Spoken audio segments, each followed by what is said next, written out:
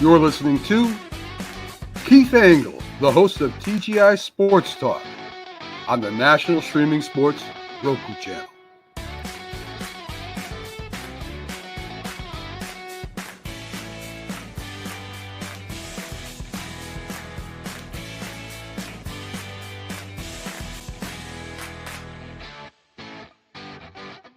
Football season is here, and SeatGeek is my go-to for buying tickets. Now with SeatGeek, every single ticket is backed with their buyer guarantee. We've all had plans change, and when you can't make it to the big game, SeatGeek has you covered. They're the only ticketer that allows you to return your tickets ahead of the event for credit with SeatGeek swaps. So when things come up, I know that my tickets won't go to waste. So what are you waiting for? Download the SeatGeek app to maximize your possibilities and shop live.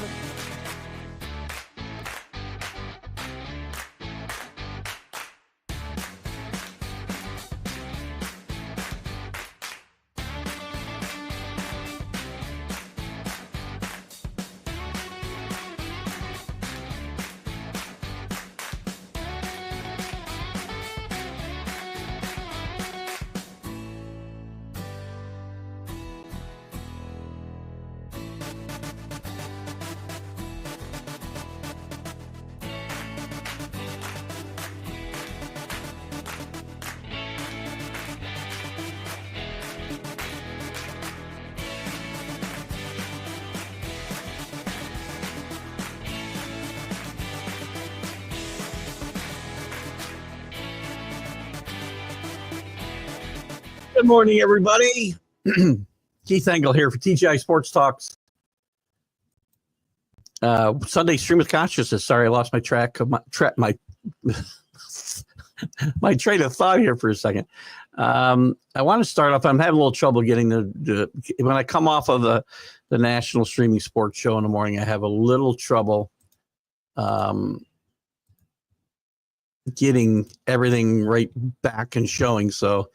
In fact, we do have a few people in here, so I apologize. Hey, bear with me 1 second while I try to get everything back up and sharing everywhere. And I got a few words that I want to share this morning. I think we're getting there where we need to be. So I'm just going to give this one a second. We're not on Roku Live yet. The Northeast National Streaming Sports Show is going a little bit long. As we had yesterday, found out a good friend of mine, somebody who I dealt with a lot in this business, and somebody I considered a friend, somebody who invited me on his show. We'll talk more about this as show goes on. Invited me on his show one time on a Friday. It turned into every Friday for the last 5 years. Then it turned into every Wednesday for the last couple of years. And I enjoyed every second of it. I enjoyed the banter with Mac, the back and forth with Jack, and the other people that have joined through the years, the people that I've interacted with, like Sonia, James, Bo, McLovin, CJ, Beastrilla now, more recently. A lot of Tip. A lot of new people have come through this network in the last few months, and they've all contributed a lot. And Mac had a dream of having his own network, and he put it together, and his dream came true. So we'll miss Mac a lot. He's been sick. You know, what do you guys know? We're not, I think, on and off for the last, I want to say 4 years. It could be 3, but it's pretty close to 4. Would have some extended absences, but always bounced back, and mostly bounced back strongly. And this last time he did not. And he's in a better place. He has no pain.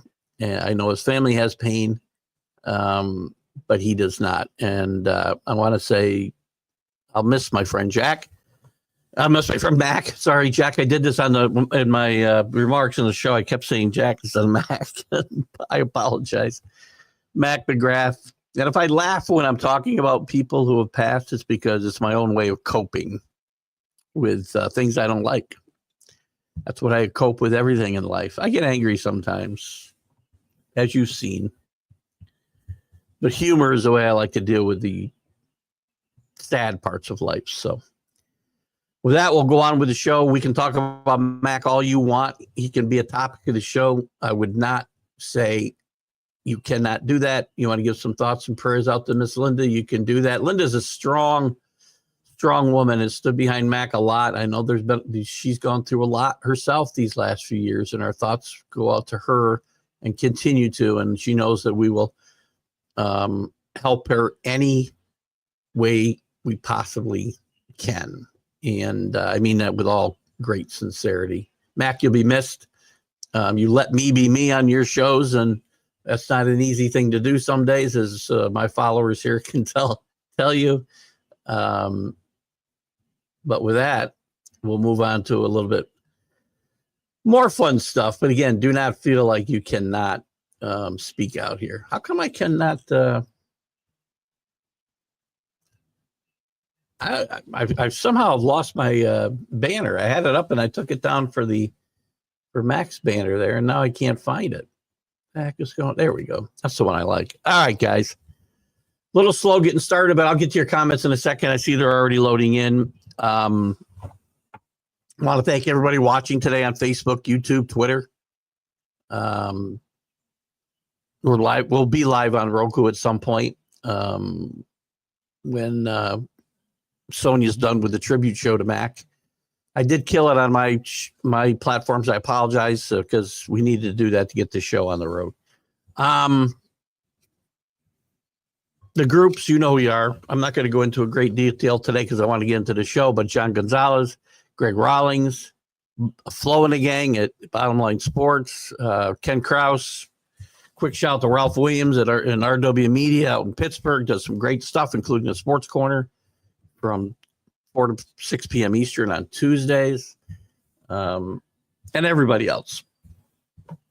And also DDH, thumbs up. Another, it's funny. Two people that I was very ingrained in trying to work with them, and they were starting their own networks, and they're both doing great things, heading towards great things. And they're both sadly no longer with us for far different circumstances, but it's sad. And I find myself in this position, not to be morbid. You get to be my age, unfortunately, we're talking about more of the people that mean something to us passing than we'd like. So in any event, let's try to keep it. We'll try to keep it a little more upbeat today. Hopefully we're live everywhere. And I'll get to all your comments. I'm going to just want to make sure we're live on Facebook. I don't know if we are or not. We must be, I'm guessing. Yeah, we are. Good. All right. Let's get to some comments and let's move this show forward, and we can talk any way you want. JB, good morning, my friend. Make sure you check out the Back It Up Binge podcast. Any new interviews coming up for you? I don't know what I'm doing with interviews, guys, by the way. I've really struggled. I like it. It's just so much work, and I know in retirement I'll have more time, and I want some of that time, but I'm struggling about whether we're going to continue that show. At least in the formats that it's in now, I'm not sure. All my other shows will continue. We could put something else in that time slot and do an interview here and there. It's just been a lot of work, and I want this to be fun. I don't want it to be work. I'm retiring from work, so we'll see how it goes. But check out JB stuff. He does a lot of great interviews as well. And if he's got anybody up, he can do it. CA. With a blessed Sunday to everyone. I don't know how I got stars up here. That's very interesting. Rick with a little comment for Mac. Rest in peace. Fly high and God bless. Paul Spotted. He did yesterday morning. And again, Mac has really struggled the last few years. And sometimes you could tell on the shows, but often you couldn't. He always bounced back pretty strongly after some absences. Some were longer or shorter than others, but he was very resilient. But now he's at a place where there's no pain, wherever that place may be. Drew says he's sorry to hear about Mac. Thank you, Drew. Good to see you this morning, and good morning. Good morning to Paul, too, by the way. Sorry if I didn't say that. Bill Palmer. Who the hell's Bill Palmer? Bill Pulver. Are you in the 518 or are you still traveling, my friend? Good morning to you. And he sends his thoughts to Mac and his family. Sonia, love you too. You're doing a great job filling in. Where we go from here, I guess, is anybody's guess, but we'll make it work. We'll be on no matter what. It's just a matter of how what happens in national streaming sports now, and I'm sure there will be people talking about that soon. Rest in peace, Mac. Linda is in. Linda, you have Paul's sincere condolences. Dave Guyette, good morning up there in Amsterdam, New York. Yeah, it did take a while because what I didn't do again, what's happening now, I used to be able to share. Let me give you a little thought process, or I guess the process on Facebook now. So that's why I get sometimes stumble, and I hate it at the start of the show is because if I forget, if I'm streaming the show before me, if I'm sharing it, right, while I'm guesting, say, on Friday mornings or Sunday mornings, especially because shows overlap, I used to be able to just leave, start my shows, and both the streams would be up there. Well, Facebook changed that, I guess, and at some point, quite a while ago. And I don't know how long I didn't notice. But you can't stream more than one. So I've got to stop sharing, which I really didn't want to stop sharing this morning's show, but I will share it later. Sonia, if you're listening, again, I had to stop the show to get my show to show up, but I will air it, share it later today. So you guys want to check that out. And there's a lot, not everybody, but most of the people that have come through that show and had some, that network and had some major interaction with Mac will be there today. Jack said some great things too. McLovin said some great things before I left, and they had a nice montage of Mac and some of us, and it was fun. So that's why the slow transition, Drew, and I apologize. What I try to do now is before I leave, stop the stream from the show I'm appearing on. So by the time I get this one started, it's seamless, and I keep forgetting to do that. Then I got to go to Facebook. I got to move that show to trash, and then I got to do a lot of stuff. So my apologies. We'll get that fixed. That's a great one. Thank you, Rick. This is in honor of Mac. Mac McGrath, he sent this to me out of the blue. We'll get to some sports today, I promise you. Look, if we don't, I don't really care, quite frankly. We can talk about anything you guys want to talk about. And I haven't even done a rundown for you, which I will in a second, of some of the topics once we get caught up here a little bit, and maybe need to build up some comments. But Mac sent me this jingle out of the blue, and I use it periodically, and I love it because it's so I don't know. I feel like I'm back in 1965 or something when I listen to this. But give a quick listen. It's 22 seconds. Mac made this Keith Engle TGI Sports Talk jingle for Keith, and thank you for bringing it up, Rick. Keith Engle, the guy with the sports talk show. On the internet, he's the guy that we all know. If you love your sports, he's the guy for you. He has lots of shows on Roku. Keith Engle with the TGI Sports Talk Show. I laugh every time I hear it. Gosh, remind me to play it again. I'll play it a couple times through the show, maybe. And we'll close the show with that today. How's that? I'll be honest with you. I was going to start with no music and no intros, but I had this transition problem that maybe I shouldn't use. Here I go. Every time I say the word transition, I feel like I'll use a different word. Sorry, this is just me being silly today. I forgot what I was saying. So anytime we have that transition problem, and since we had the transition problem this morning, I played the intros and stuff. JB's got a new episode tonight. William Andrews, another great guest. William Andrews is a fine running back. Correct me if I'm wrong, JB. Number 31 in that Falcons backfield. Had a couple really good years, short career, as he says here. He was a really good player, different type of player, but he was a 3-down back. I believe he caught some balls, a decent amount of balls, and a bit shorter career, obviously, but kind of in the Chuck Foreman mode because fullbacks didn't do it. Chuck Foreman did.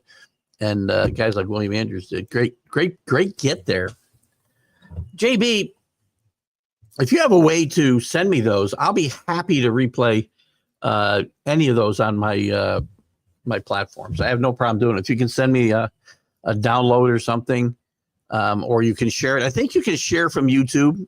You can share it to TGI Sports Talk, and I'll make sure. You got to make sure you send me a note that you sent it because I don't let your shows just get put up there. I have to okay them. And sometimes I miss them. So let me know you do that. But I'm more than happy to do that for you, buddy. Hello, AC. Good to see you in the fire today. AC fired up on social media lately, by the way. Good job. Love the jingle. I know, right? You put a smile on my face today. I normally deal with these types of things with humor. I'm an emotional kind of guy, but I don't show my emotions a lot. I show mostly humor and anger. I probably should show something in between. But I deal with a lot of this stuff with making jokes because it eases my own transition to where we are now. Michael Gott in the UK, didn't know Mac or anything about him. You might have seen him if you tuned into any of the shares that I did of the Friday Mac and Jack show, which would air before my 9 o'clock show, or the Sunday big football show, or the Wednesday night show. So Mac's probably the reason I went from doing an hour a week to, I don't know, 10, 12. Transition issue. Well, unfortunately, the word transition has a lot of meanings today, context today, that it didn't used to have. And I always kind of laugh a little at myself when I use it. Good morning, Chris. Our Canadian correspondent. Here's a Sunday question. Did Bo Jackson have any children that went into sports? Not that I'm aware of. It's a great question, Chris, too, because there's a lot of I don't know if you know the answer. Is this a trivia question, or do you already know the answer? Or I'm going to look in case you don't know the answer. I don't think he did. I don't remember. By the way, for those who are too young, and I don't think that's any of this group, to remember Bo Jackson, he was probably, Deion can say he was the greatest athlete in the history of sports. It's Bo Jackson or Jim Thorpe.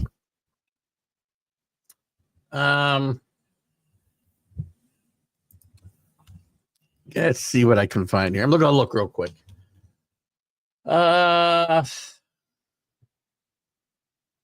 He says he won't let his kids play football, if that helps you. That was in 2017. I don't see any note here that there's any great prodigies in the. He won't let him play football. So there you go. There's one thing. Great interview with Stu Voigt, JB. He announced the Vikings. He announced. Oh, he did. That's right, too. Great point. I forgot he was there, Rick. JB, I've got a few contacts, and again, you may have certain people you want to talk to. I know I get that way myself. I don't want to interview everybody just because they're famous. There's some people I just have no interest in interviewing just because of who they might be or my own perception of who they might be. But Stu Voigt's a good guy. If we continue the show, the interview show, which I'm not saying we're not doing, guys. I want to be clear. I'm not saying I'm not doing it. I put that show on, not on hiatus, but we've done a lot of encore presentations just because of where I'm at as I ramp down or up, however you want to phrase it, to retirement and here in just 115 days. 115 days. That's including weekends and PTO. So it's really only How many weekends do we have till I retire? 4 months would be 16. And we'll count this one. It's 15. Take that right off of there. That makes it what? No, that's 16. That makes it 100. I've got PTO for 7 days so far. That's 93 holidays. 91, a couple extra days surrounding the holidays. We're under 90 actual days working. Let me give you guys a few. I didn't do the rundown at the top here, so let me do that. Again, Mac, my friend, Godspeed. Godspeed. So much I wanted to say when I gave my remarks on the 8 o'clock show, and it's hard. It's hard to, what do you say? What do you say? Tell me how you like that. I'm going to make it like you're at the eye doctor right now. Better? Better now? Better, worse. Okay, so here's 1. Here's 2. 1, 2. I like this one better. It gets my face more color. The other one flushes me right out. Anyway, what's going on in sports? The fan in Pittsburgh has recovered consciousness. He's still got a ways to go, but is there any takeaway anybody has from this? I keep watching this video. Did he fall or did he jump? Tragic situation, man. Young guy, I believe. Anybody has any comments, they can feel free to throw that out there. Cassis is out. More injuries. Major League Baseball's full of injuries. Cassis now out for the year with a ruptured patella tendon. Volpe looks to be okay, but we'll see. Schmidt concerns that she was scratchy the other night. I got somebody hot here. I can't read it. The surprising A's doing well. Who was I talking about hot here? I think it was Mariners. Playing really great baseball, actually scoring runs. Watch out when that pitching staff gets healthy, guys. Braves roller coaster season continues. Texas loses 4 in a row again. The Mets a bit of a surprise. You can talk about who's hot, who's not. Well, actually, who's the good teams? And again, I usually wait to Labor Day. That'd be easy. Memorial Day to kind of say these teams are in trouble. These teams are looking good. Who are the good teams? Who are the surprises? And who's in trouble? The NBA. There's a lot to talk about. We don't talk a lot of the NBA, but with the playoffs here, I'd love to talk about it. Probably no love lost. The Lakers are out. 4-1 losers to Minnesota. The Bucks are out. I think Doc Rivers will probably be out as well, and I wouldn't be surprised if Giannis moves on. Coach Pop officially resigns. I think 76 or 77 years old. The all-time wins leader in among NBA coaches. 5 world championships. Did go out in the first round 6 times, but you win 5 championships, you get a bye. Had some great players, and he made no bones about it that he had great players, and that's why he won. Knicks beat the Pistons in a very interesting series. Great fourth. Well, they almost blew the game because they had an 11-point lead, I think, at the start of the fourth quarter. They blew it all, fell down as much as 7. A great group effort, but it was Brunson at clutch time who put them over the top. They'll get the Celtics. I'm trying to keep an open mind, but this is going to be a tough series for the Knicks. Starts tomorrow. Already in to the next round, the Cavs, who will play the Pacers, and the Celtics, who will play the Knicks as well. Out west, we got 1 Game 7, the Warriors and the Rockets. Interesting series. I did pick the Warriors to be a sleeper here in the West, but Draymond Green keeps acting out. But they'll match up with the Oklahoma City, what are they? Thunder. What else do we have? The Nuggets will face off against Minnesota. They both have moved on to the second round. The Rockets the winner of the Rockets Warriors will play OKC, as I said. So interesting stuff there. In the NHL, we got a Game 7. I think we got a couple Game 7s. No, 1 Game 7. Blues and Jets. The Stars 1-7. Great job, JB. Not JB. CA. Got too many initials on this team. Great job there. getting in after falling behind in that series. They beat the Avs in 7. They'll move on. We'll talk more about that. I did have the Blues upsetting the Jets in this first round, by the way, in this pool that Danny Fuller sent me. Rangers have a new coach, a really good one. Whether that all pans out or not, Sullivan's won a couple of Stanley Cups. Is a really well-regarded coach, was a good player, played alongside the GM of the Rangers, Chris Drury. So we'll see how that works out. The Islanders are still looking for a GM and a coach to replace Lou Lamoriello and Patrick Waugh. And Kentucky Derby yesterday, I can't believe it. First Saturday in May. It hasn't felt like it much. Serenity. I'm sorry, Sabin. How do you say his name? Damn it. I had this perfect. The hell's his name? I got to read it from here because when I write it down, sometimes I can't read it.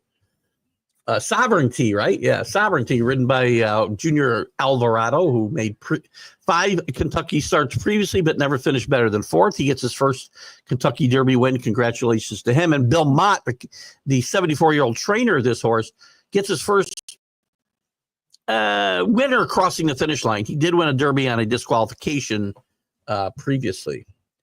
The favorite in this race, Journalism, finished 2nd, and which isn't a bad showing, but a good Kentucky Derby overall. Weather wasn't great in Kentucky yesterday, so we had to go from there.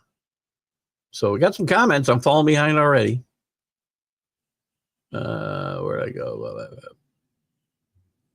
Where did I lose off? Drew's transition question? Nope. Chris? Stu Voigt? 2. I don't know what that is. Is that about Chris? Is that about Bo Jackson? I can't find a thing about his kids playing sports or being prodigies in sports. So if you've got something, Paul, please bring it to the table. All I can find is he does have 2 kids. He has said they will not play football. Corey Perry put double digits in goals again. Is Corey going to be a first ballot Hall of Famer? I'd have to look at Corey's career because it's not popping into my head here. Let's see what I can find. Oh, where's my hockey reference? There we go. Hockey reference. Corey Perry. Hall of Famer. Played a long time. A lot of these guys play a long time. He's got nearly a 20-year career, probably a 20-year career. I'm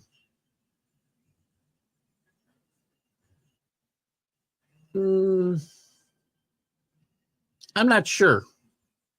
I mean, again, there are things in hockey that will make players a Hall of Famer that maybe don't stand right out to me like I would intangibles that don't stand out to me like they might in baseball or even football or basketball. You look at his careers overall, you know, he's had a decent career. I'd have to look at some of the defensive metrics, which I hate that word, but we'll use it anyway. I'm going to say borderline. We'll get Jim Beringer.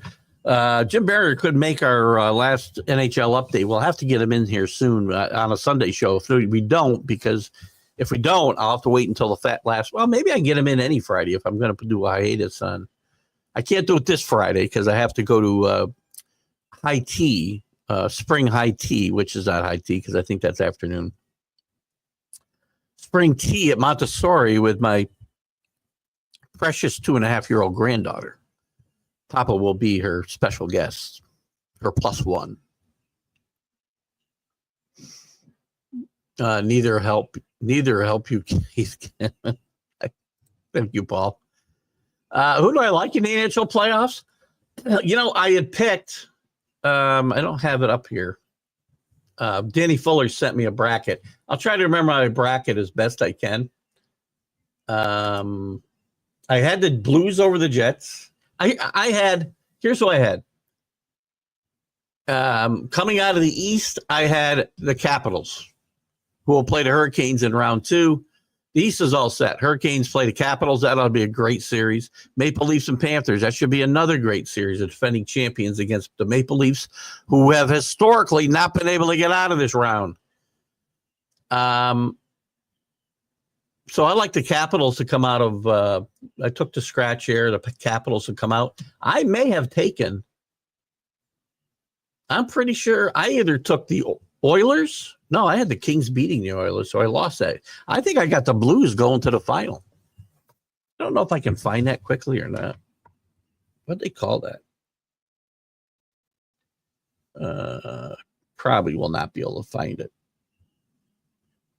Yeah. I save things on my phone and I lose them. So if Danny chimes in this morning, we'll revisit that question. Who do you like, AC? We don't talk a lot of NBA and NHL on this show. We should talk more, quite frankly. But again, this show, and all my shows, I should say, because this show is your show. We talk about what you want. Oh, Drew, back in high school, how the frick do you remember high school? I'm just kidding.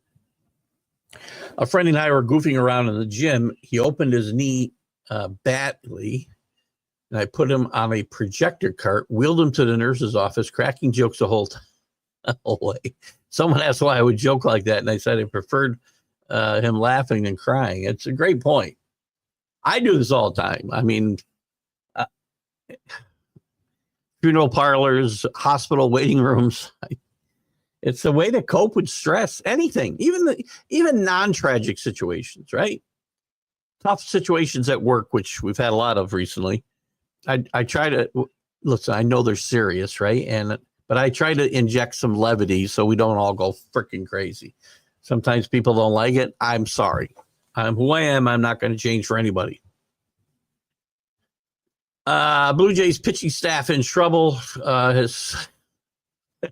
Whose pitching staff isn't in trouble at the very moment? Again, I still think Seattle's got the best pitching staff, but even they've got injuries they've got to overcome. If Kirby and I was going to say Griswold. We know it's not Griswold. The guy Gilbert. No, is it Gilbert? Names. As I get older, names get harder and harder and harder. I think it's Gilbert. Yeah, Gilbert. If those guys, Kirby's back now, I believe, or on his way back. Gilbert just went down. If these two guys aren't good, I mean, they've still got three really good starters in Miller, Wu, and Castillo, but you lose another one of them, it's tough. Toronto? My God. And again, I made a prediction for the third year in a row. I made this prediction, so to take it for what it's worth, that Schneider would be fired before Labor Day. They're starting to slide already. Gausman, Scherzer, as Drew commented Friday, he's ready to come off the DL. And look terrible. Chris Bassett's pitching well, is notated here on the show as well. But Barrios, Brandon Francis, and now Spencer Turnbull. Maybe Urena can bring. He's had decent outings in his life. We'll see how that works out for him. Dalton Varsho smiled after his great catch. So refreshing to see a rather than a cool face like it ain't nothing. There needs to be more joy in baseball, and I don't mean cocky, flip your bat joy. Just smiles and happy. And I've seen some of it this spring.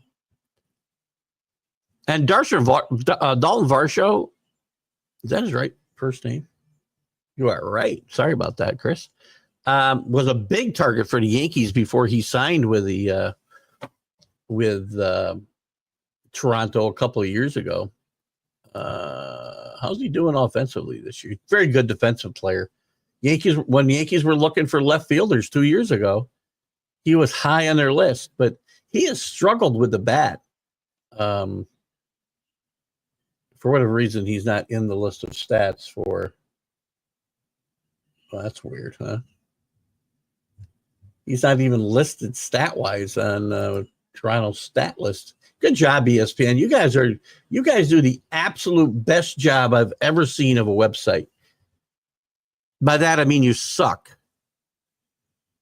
214 he's hitting. Okay, well there you go. No, it's his home average, which is total average. Sorry. That's the other thing. Why do you land on his home average just because he's playing at home? Okay, he's hitting 214 overall. He's only had, is that right? He's only got 14 at bats for the year. Hello, Matt. How are you, buddy? Glad to see Rudy Gobert finally show up. It's a guy I feel like Rick has bashed a few times. You're a Jazz fan. I'm glad to see him doing well. I know. I got it now, Matt. I got it. I got it before you. I had to read your "This is a Matt" comment. We're going to get the jingle going here again in a minute. Gobert struggled since he's gone to Minnesota. Played well in this Lakers series. Lakers, you can't win with two guys and Austin Reeves. Look at the rest of those that start. I mean, a lot of teams have depth problems in this league. I don't think Boston's one of them, by the way, but the Knicks are. And we can talk more about that series if you like, because I'd like to, but I'm not going to talk about what you guys don't want to talk about. Unless the comments dry up, then I will talk about what I want to talk about. What was I going to say? The Lakers are in trouble. You cannot win with two guys and Austin Reeves and a bunch of guys who ought to be packing groceries. Not just their bench. Their last two starters are not good. I'm not sold on how good Austin Reeves. Sorry, Austin Reeves. LeBron's going to be 41. Not going to get better at 41. And also, and again, it's because of how weak they are outside of those three guys. I mean, in game 3, I think he played the entire starting five, the entire fourth quarter. Can't play a 41-year-old guy 48 minutes, even though his name is LeBron, who I stick up for a lot. Thank you, Drew, for picking this up. Rest in peace to Dick Barnett.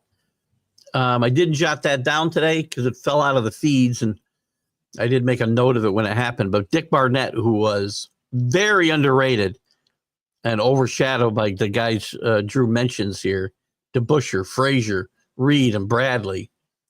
Dick Barnett was a very good player, very good shooter. Did it all. Very underrated player. It was DeBusschere that really was the guy who put this team over the top, but Dick Barnett was very important. He got pushed out after they won their first championship and they brought in Earl Monroe. Got pushed out a bit. He had an interesting jump shot, as I remember, left-handed, and he kind of kicked his feet like Felix Unger a little bit, if anybody remembers that episode of The Odd Couple. He had an interesting jump shot, but a classy player. When the game was much more fun to watch than it is today, they moved the basketball. It was fun to watch. I only went to the Garden to watch these guys once. I was young. I was 13 when they won their last championship, guys. That's 52 years ago. But just watch them on TV. Go to YouTube and Google, 70s Knicks, early 70s Knicks, and watch the ball move. Bradley was a key to this team, constantly moving around. Didn't need the ball to be effective. Clyde was Clyde. Willis was the captain. Animal. You don't see that type of, the game's changed so much, you don't see that type of play anymore, right? Work the ball, get a great 10, 12, 15 footer. There are some teams that move the basketball, but it's always to get an open three-pointer, which is fine if I see the ball move. I say one of the problems I have with the Knicks right now, and it hasn't happened here the last few games, last 3 games,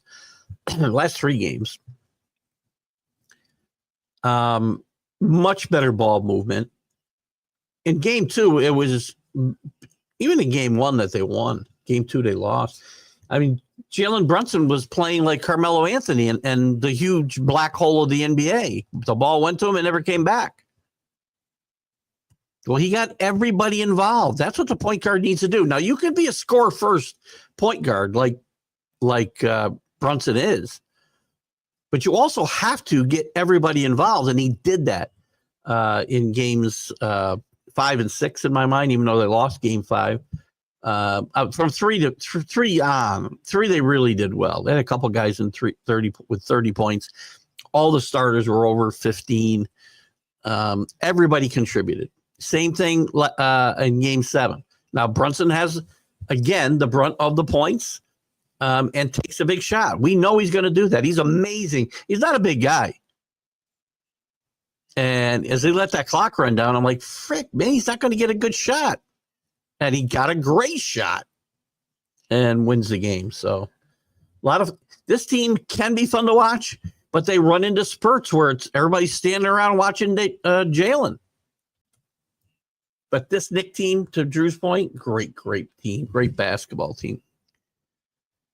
NBA seems over already unless the Celtics get major injuries. Celtics are too deep, and Jason Tatum just put up 35 in 3 straight games. Listen, normally I would agree, and I don't think. I'm looking for reasons, right, to say to you, you know what?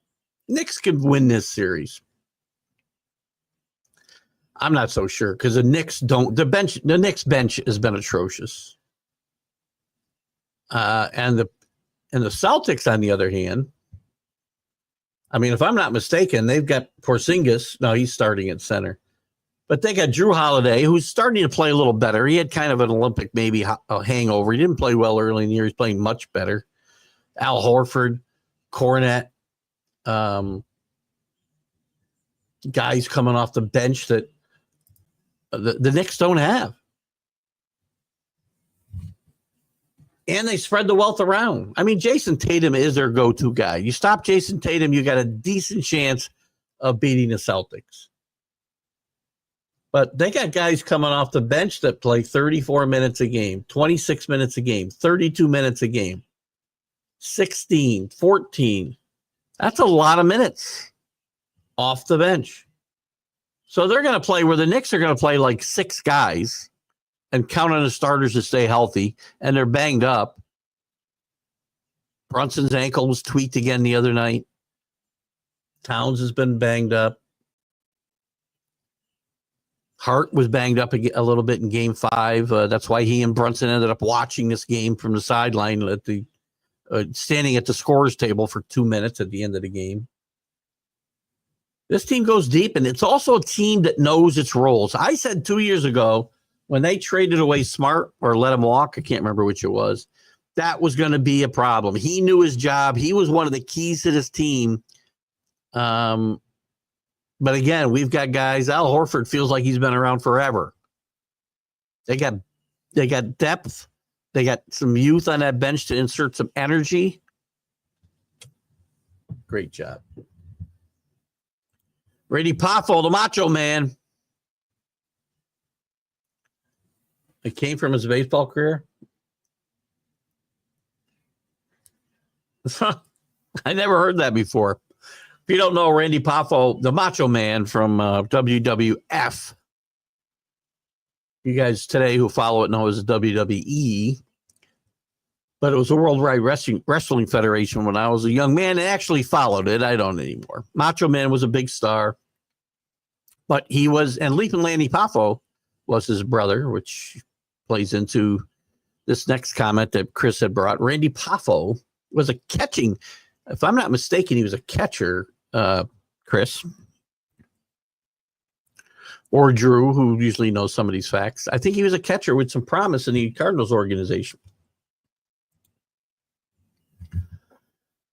If Jim is not available at hockey, you can always get your friend Paul. That's a good point. I could get Paul Rosen on.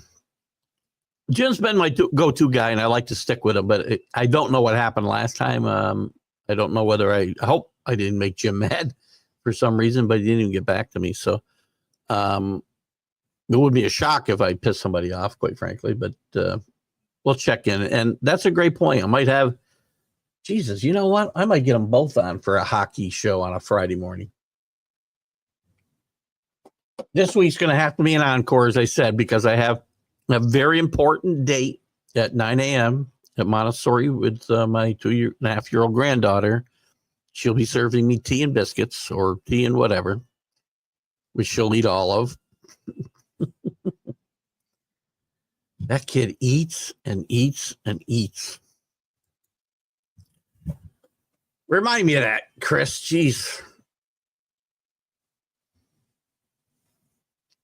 Shocking third period last night for the Stars. I assume we're talking about Wyatt Johnson probably gets to see after Ben retires. Side note, Jamie just became a father tonight in Winnipeg. Must see hockey. Nice. Congratulations to him. It's been a fun. I haven't watched a lot of the games in the first round, quite frankly. When the Rangers are out, I have a hard time drifting through games. I like to. I'll sift through the the channel guide, looking for a game, looking for a close game, looking for something. I like to watch the third period of games and look for overtime games so I can stay up till 1 a.m. because that's, that always helps my mood the next morning. Chevy Chase, Griswold, right? I did say Griswold, right? We're off to Wally World. How long, again, I'll ask this question. It's an opinion question. It's not a trivia question, really. But those of you who know National Lampoon's Vacation, how long do you think the dog kept up before his little legs gave out? The cop thought, I think it was a mile or two. I can't remember the line. I don't think he could have kept up for a mile or two with his little legs. Any comments on how long you think the little dog could have kept up? Hope Florida does it again because of Brad Marchand, and I'm starting to think the cat. Listen, Ovechkin's nearing the end of his career. No championships that I can think of off the top of my head. Set the goal record this year. It feels like it's time. Problem is, one of the problems in the East is I really think, sorry about this in your Brad Marchand comment, I think Maple Leafs are finally going to get the monkey off their back and get out of these quarterfinals. I was the semifinals and get into the final. I'm not saying they're going to win it. I think it's Leafs and Caps. I don't think that's what I picked in that pool, but I'm going to keep. I think I have them losing this round. For some reason, my mind has changed here recently, and I think the Leafs might get out of this round. Edmonton right now, again, well, Winnipeg's still alive in Game 7, but at best they're going to have two teams with a chance to win for Canada almost 35 years later. They haven't won a national championship. They have not won the Stanley Cup. Drew's got another one. I think Drew's just trying to cover up my face this morning. It's that time where I try to figure out if I know all these guys. I had one big screw up on Friday with Neftali Perez was a pitcher. I had him at shortstop. This one doesn't look so hard as we get started. Ben Grieve, left-handed bat. His dad, Tom, guy I've tried to get on my show a lot, have not been able to make that connection, which is, again, those are types of things. No, it's just not a commentary on them. They got busy lives and they don't know me. But I get strung along, and it's only Tom Grieve. Do not take exception to this. It's just because your name came up, but you get strung along, and then they don't. You think you're set, and then you're not. You got to scramble, and so I don't know what's going to happen. But left-handed bat, played outfield, first base, probably with Tampa. I'm not sure who else. Jason Michaels, I want to say he's an outfielder. Cannot remember where he played. Miguel Cairo was a very good middle infielder. Played probably third base as well for some teams. Played with a lot of teams. Played with the Yankees for a while. Was very effective with the Yankees for sure. This is going to be a tough one for me. Manny Abar, I remember. I believe a middle infielder, but I can't be positive. Joe Borowski, pitcher. Don't know with who. Eddie Perez, catcher. Catched a long time. Rick Leach, former Michigan Wolverine, great left-handed hitter. Played in the Ranger organization. Never played in the NFL, but he was a very good quarterback at Michigan in his day. Rene Latchman, he was the first manager, I believe, of the, was he the first manager of the Mariners? I think he was. Managed the Marlins as well, and possibly the Brewers. I'm not sure about that second one. Ken Oberkfell, decent left-handed bat, second baseman, third baseman, played with the Cards and the Braves. Howie Coplitz, I haven't got a clue. John Tizatorus, no idea. They aren't fun names. You couldn't include them in the fun names. Ty Block, a nice one. Ox Miller, Frank Buggy, Zip Collins, John Malarkey, and even a guy named Ted Turner, not the famous one, who had one at bat in 20. I can't tell you anything about the guys with fun names today. I had struggled a little bit with a couple of these names. I remember Manny Abar, I remember Jason Michaels, but nothing's popping into this tremendous eidetic memory that I have. Not true. Matt's happy the Lakers got bounced. I'm sure that a lot of people are. Lakers have some work to do. LeBron's getting older. I wonder if you might see LeBron move in the offseason. But what are you going to get for him? They got to take on a huge salary. You got a player who, well, still a great player. You guys can say whatever you want all about LeBron, and I understand it all. LeBron's still, he's 41 years old. He's still in the top 10 of the league. But you've got to be able to spot him better. They need to get deeper. If he's going to be on this team or whatever team he goes to, he's got to be spotted more, and the team needs to be deeper. Every team needs a bench. You get to the playoffs, you can't be playing guys 48 minutes all the time.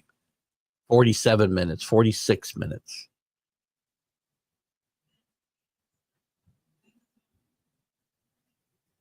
By the way, those stats I gave you for the Lakers, that's just playoffs.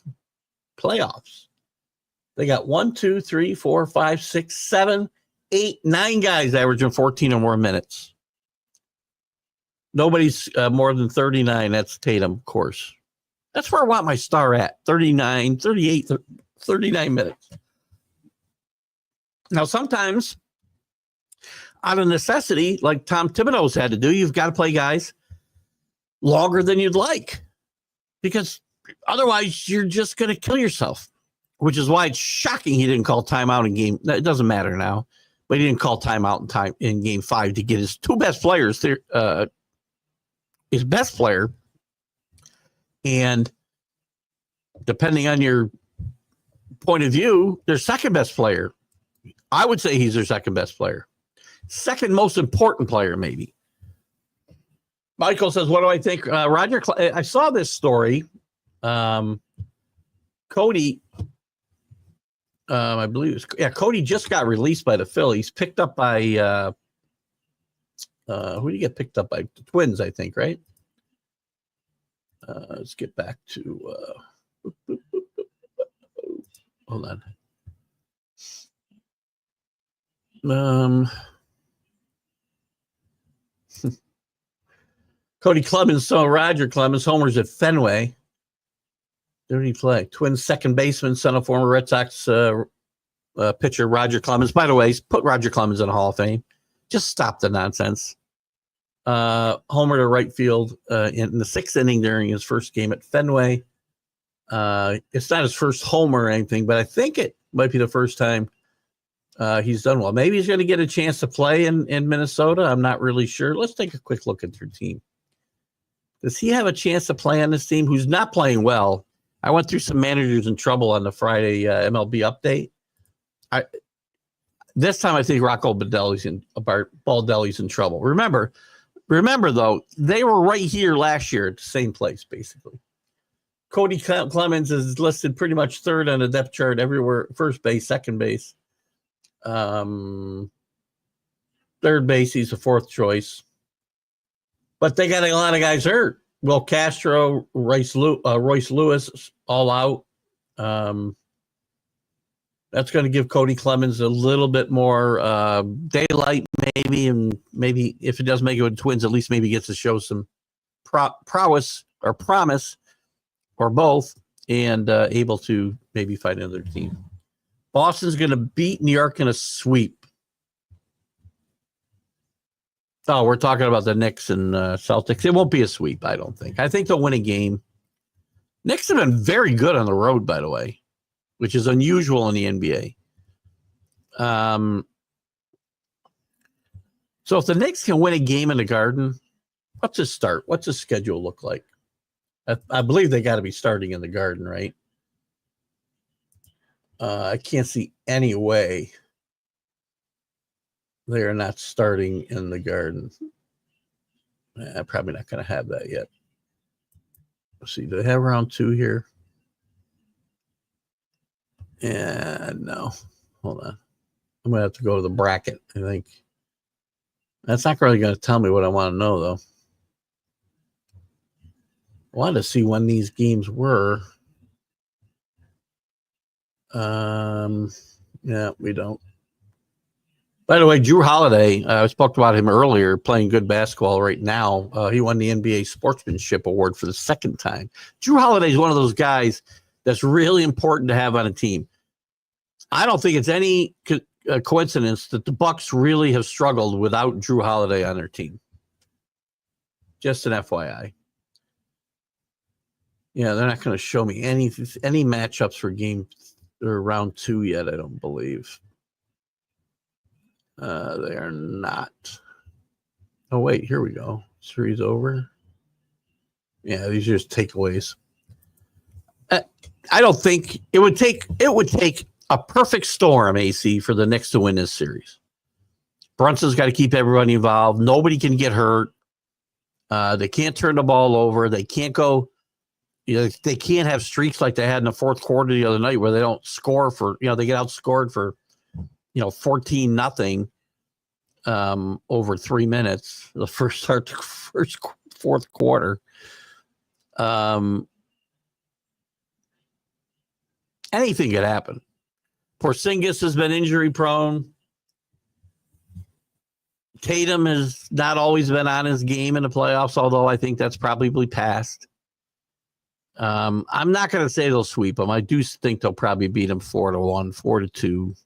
I like to see the Knicks get a couple wins. I'd be happy. They somehow can push this to a game 7. Anything can happen. And this is a series we were looking for a couple years ago when the Knicks went out.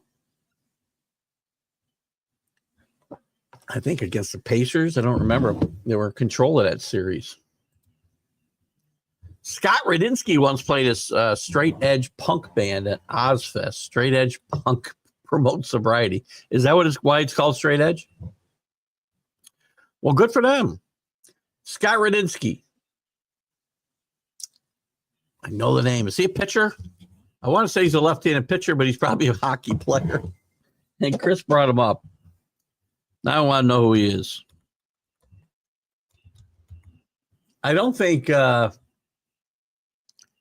going to guess that Ozzy Osbourne never played at this event, right? Oh, he's a baseball player. Is he a left-handed pitcher? He's got a name like a left-handed pitcher. Oh, come on, show me how he throws. Throws left. I'm right.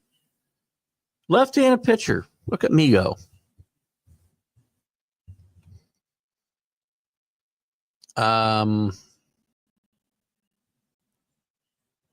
Yeah, I'm gonna get. It's funny. So they play at Ozfest, which is funny because it's named for Ozzy, unless I'm wrong. But they're a straight edge punk band playing at the Ozfest, which is a bit ironic, no, Chris? I don't see Stu's interview here. Where? Where's here? Where are you looking for it? If you share it to if you could send it to my Facebook pages, You can send it to my YouTube page too. It's up to you. I haven't focused a lot on YouTube, and that's one place I want to focus on when I do retire is some focus on the YouTube side. There's no reason, we should be getting close to 3,000 followers on YouTube, or I'm sorry, on Facebook, and I'm struggling at about 80 on YouTube. So, because I don't know how to promote the show there. That's why. Without spending money, you can do anything. I could get at least views. To get the views I get here on Facebook, I would have to probably spend $50 a show, $40 a show to get those views. I'm not doing that. So you don't see it here. This is CA. Sorry, I don't know why I thought this was JB. Right now, you can see Stu's interview on JB's Back It Up Binge podcast on YouTube. I'd asked him to share it so I could share it on Facebook. So, Rick, boy, Drew, you were talkative today, man. Which is good. We like that. I get down here. That next scene made me appreciate in-person basketball and later hockey. Hockey's far better in person. Far better in person. I have gone to so many. I used to go to a lot of Union games, went to RPI games, saw the Frozen Four down here at the at whatever we're calling it today, the MVP Arena. Plus going to Ranger games and sitting in the blue seats. Much better in person. Basketball, I think basketball translates all right on TV, but to me, every single sport is better in person. Everyone. College football, 100%. Professional football, maybe not. Hang on one second. Somebody here? Or is that my wife on the phone? I don't see the ring. I thought we might have a visitor by the little one, but I don't see anything on the ring. It must be my wife on the phone. On TV, I'd see Bradley take a shot and wonder how he got so open because he'd move, right? Yeah, well, that's a great point because you wouldn't see all that movement. In person, you'd watch him swerve through traffic and watch how the artistry happened. Much better when you can see the whole court rink and follow just the ball and puck. That's a great point, Drew, 100%. I do think basketball translates okay because they do show the entire court. Usually, you're getting a shot of the full court, and you can watch some of this stuff going on away from the basketball. Bill Bradley's one of the best players in the history of basketball away from the ball, in my mind. Underrated. Numbers weren't big. He came in as a big bonus baby out of Princeton. He was a great player at Princeton. Took a year off to go study abroad. And he came back as dollar bill because he came in as the highest player in the NBA, and they expected him to be this big scorer. That wasn't his game. Great points. To me, it will always be the WWF. I think it's only two with Vince Senior as the owner. They did some funny stuff, man. Now it's all like raunchy sex. I turn it on. And if you're a fan, AC, more power to you. It's fine. This is all personal preference. It got boring to me. They tried to get more and more raunchy, I think, with the storylines and whatnot. But I can tell you, back in the day, myself, Johnny Dove, if you're out there watching today, your brother Gary, I can't remember the teacher's name that went with us. Whatever. My buddy Mark, we'd stuff little Miller ponies in our winter jacket pockets, take them into the Glens Falls Civic Center, what it was called at the time. I think it's the Cool Arena or something now. But we had so much fun. We go to this bar down the street called the Dugout, if I remember right. And wrestlers would come in there, and we'd try to go Johnny to take it on Jake the Snake. Jake the Snake one time. Great. There's a great documentary out there, AC. I wish I knew the name. I'll try to find the name. And it's about this former wrestler who got sober, got got clean, opened up a wrestling training center, I guess, but he also would work with guys who wanted to get clean and sober and maybe make comebacks. There's a great Jake the Snake is part of this I don't know if you're old enough to AC. I think you are. I think you said you're in your 40s. You should remember a little bit. But he had some serious drug issues and health issues, and he came back and got in shape and cleaned up. Lived with this guy for well, I don't know, a year. I wish I could remember the name of the documentary. It was very, very interesting. Not very long. I don't know what we're talking about. I need a little more detail, buddy. I got a feeling you might be talking about the Knicks and Celtics too. I don't know. Ovech has won. He did win the cup once. You look at the Nationals. Let's look at the Nationals for a second. Or Capitals.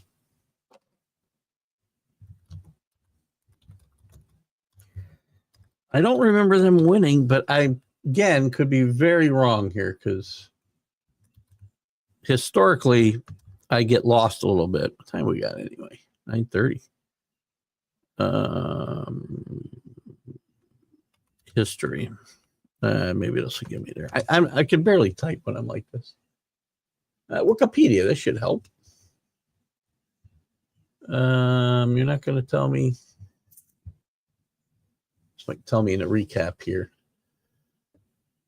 Stanley Cup won 17-18. Ovechkin would have been on that team. Very good call. Very good call. Who coached that team? 87. What'd I say? 2017. Boy, Wikipedia's got a long history on this team. Head coaches. I want to say Boudreaux, but that had to be Barry Trotz. Barry Trotz, the guy that the Mad New Yorker hates.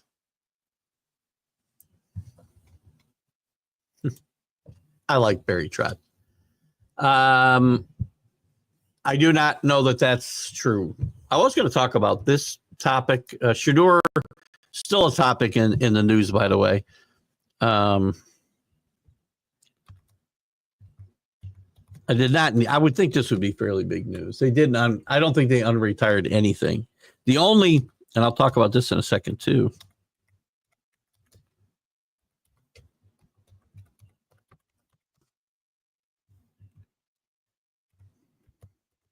That'd be very funny if they did.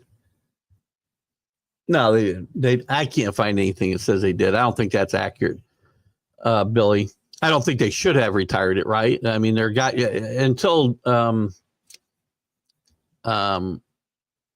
Darius, what was the quarterback's name? Won national championship. He coached in Colorado forever. I did this the other day. I forgot his name. Great player, two-time Big 8 Player of the Year. Why is his number not retired? But a guy who went 13-12 at Colorado is. Hunter, I'm fine with. There should be a waiting period for all this stuff anyway. Because what happens now, and this isn't going to happen with Travis Hunter. I think Travis Hunter is a good kid and will walk a straight line. I don't know that for a fact because a lot of kids, I'm sure I thought about that in the past, would be that way. Or would fall off the tracks.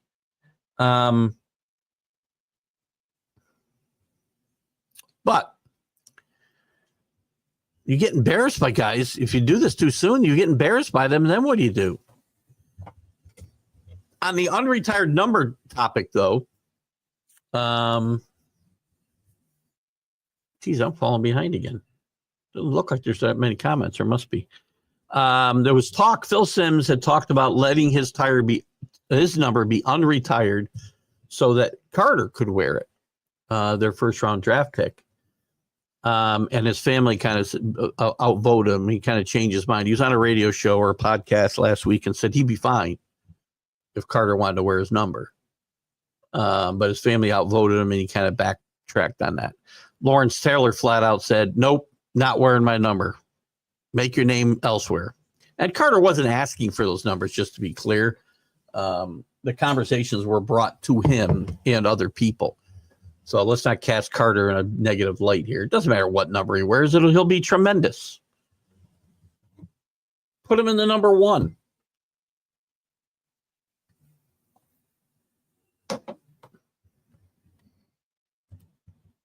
Toronto downtown is completely consumed by condos. It's going to be interesting next year when the World Cup comes to Toronto.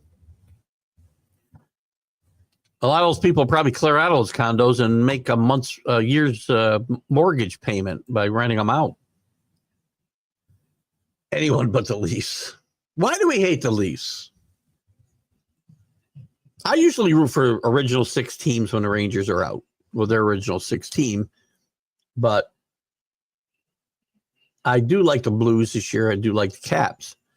The only original 6 team I believe left, if I'm not mistaken, is Toronto. Let me just look again here. Jets, Blues, Stars, Avalanche, Wild, Kings. Yeah. There's nobody else left. Not even close to an original 6 team. Most of these teams came into existence after 1980.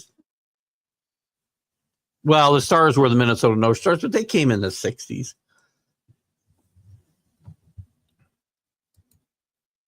Donovan Mitchell.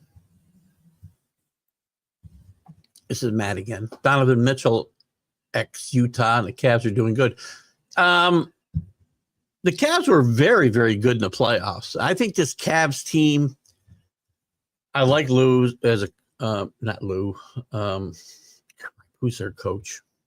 Who's Cleveland's coach? I think he's done a great job with this team. And by the way, I want to give another quick shout out to those who weren't here yet. Greg Popovich, by the way, has decided to retire. He had a stroke back in November, had another medical emergency in a restaurant last week. He's decided to step away, probably rightfully so. Where does Greg Popovich rank in all-time NBA coaches? I've got him right behind. Well, I've got him 4th. I've got him behind Phil Jackson, Red Auerbach, Pat Riley, and then Coach Pop. He did it his way. He had great players. He admitted it. I mean, he said, I'm no kind of genius. Kenny Atkinson. How can I forget that? How the Knicks fans or the Nets fans must feel seeing Kenny Atkinson get this team to probably easily to the Eastern Conference Finals. Well, whether it's going to be easy or not is probably up for debate. This Cavs roster looks better. Donovan Mitchell's a real deal. You remember the Knicks went after him hot and heavy, and I beat up the Knicks for not getting him. It's all worked out fine. But at the time, the Knicks could not, and Rose could not show that they could make a big trade, get good free agents to come here. That's changed. At the time, it felt like this was never going to happen. Here's our first round playoff stats, guys. Again, deep team. 1, 2, 3, 4, 5, 6, 7, 8, 9 guys, 10 guys over 13 minutes a game. Garland averaged more than Donovan in this series. Evan Mobley playing well. DeAndre Hunter, who they chased out of Philly, playing well. Can't sleep on the Cavs. I don't think it'll be a sleepwalk if it's Cavs and Celtics. I really don't. Good call, Matt. Movies. All right, we haven't got here in a while. Movies. My favorite comedy flick has got to be, my favorite comedy flick is Slapshot, followed closely by Caddyshack and Animal House. They're my favorite comedies. Holiday movies, Planes, Trains, and Automobiles is the number one Thanksgiving movie of all time. My wife likes the one with Ed O'Neill, Dutch. She likes Dutch. John Candy was awesome in this movie. John Candy was a really special talent. Too bad he died so soon. Especially the Bears and the Two Pillars. It was a great, poignant movie. Steve Martin was at the height of his career. Steve Martin's still going strong, by the way. I have to give another shout out for Steve Martin. I think he's 80 or approaching 80, or maybe over 80. I don't know. But him and Martin Short's show on Hulu, Only Murders in the Building, is a hoot. It is a great, great, great show. There's been 4 seasons, maybe 5, maybe 4 or 5. And I'll also give you another plug for a show here in a second. But check it out if you haven't. You got to pay for Hulu. Go get yourself a free month and binge the whole thing. They're 25-minute shows or something. Great, great show. Selena Gomez stars in it with him. Another great show I'm watching. I think I've talked about Bosch before on this show. Michael Connelly, great writer. I read some of the Bosch books, and they just ended their run. Bosch ran about 7 or 8 seasons on Prime, and then they had Bosch Legacy for the last, I think, 3 more seasons, maybe 4. But that long run, 10 or 11 years, is all done. But I did go back and found The Lincoln Lawyer, and my buddy Mark told me he'd been watching it, and I was like, I don't know. I'd seen it with Matthew McConaughey in a movie, and I wasn't that crazy about it. Michael Connelly also wrote The Lincoln Lawyer. And I don't know how I forgot this fact or totally missed it, but Bosch and Mickey Haller are half brothers, and they did cross over in the books a couple times. I did not know this. Probably information you don't even care about. But that's my recommendation. We are binging The Lincoln Lawyer now. We watched 2 full seasons. We just started the 3rd. It's really, really good. And also there's a new show on Apple with John Hammond. I cannot think of the name of it, but it's really, really well done. You can check those shows out. Big fan of Michael Connelly in his books. I didn't read any of the Lincoln Lawyer books. Interesting. I read, I think, all the Bosch books, or most of them. And somehow I missed this connection, or forgotten this connection between The Lincoln Lawyer and Bosch. Interesting. So there you go. Always entertaining, or always interesting when a team hires someone as a coach the very next day after they've been fired by someone else. Rangers Mike Sullivan. One team's garbage is another team's gold. Mike Sullivan is no team's garbage, by the way. Maybe you don't mean it that way. It's just a saying, and he's garbage to Pittsburgh, or they wouldn't be firing him, correct? The Rangers have been after Mike Sullivan. A lot of teams have been after Mike Sullivan for a while, but he just didn't come available. But Mike Sullivan is certainly, he was nobody's garbage. He was a great player in the NHL. He's won championships on the international level. He's won 2 Stanley Cups. So he's got 7 playoff appearances with Boston and Pittsburgh. He won 2 Stanley Cups his first 2 years. Now, it's been 10 years, 8 years since he won a Stanley Cup. But it isn't because Mike Sullivan forgot how to coach. So it's a great hire by the Rangers. And I think it was 4 days, just to be clear. I often will say, an hour.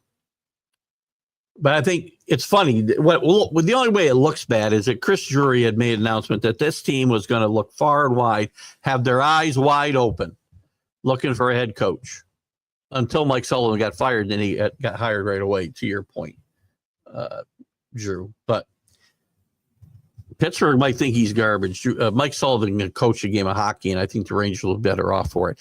It's funny. He probably only going to get 2 years, because that seems to be the lifespan now. I think it was hilarious that John Tortorella came up in this conversation, because there's no way he's coming back to New York. When that guy burns a bridge, you don't go back. Doug Jones passed away in 2021 from a COVID-related illness. Doug Jones, the pitcher, I believe. It's funny, Chris. You're killing me because I have so many windows open by the time I get done with your comments. Oh, no, it's Doug Jones. Who the hell's John Jones? Not a pitcher. Who is Doug Jones?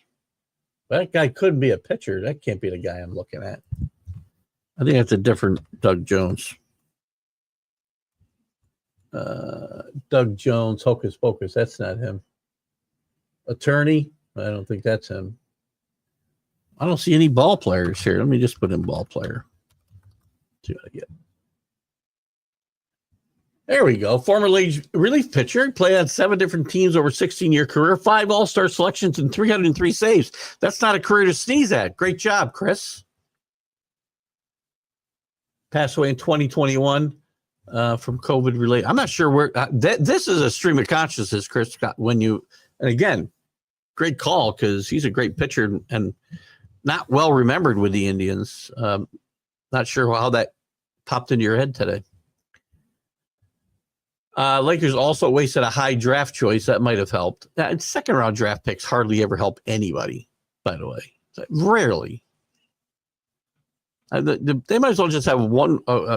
Teams trade their first round picks all the time because it's such a crapshoot. You find more guys in undrafted than you find in the second round, would be my guess. I don't know this. This is just totally 100% my thought process. But again, I don't disagree. You won't get me to disagree that they wasted a draft choice. I'm just not blaming Bronny for that. I'm blaming the Lakers and I'm blaming LeBron. You got a guy who wasn't ready to play. Maybe Bronny would have been ready to play someday. We will likely never know because he was taken too soon before he had a chance to truly get healthy and develop. And that's what happens with these one and done players and all of that. I mean, it's just rough. Got a text here. Hold on. It's from Sonia. She's that's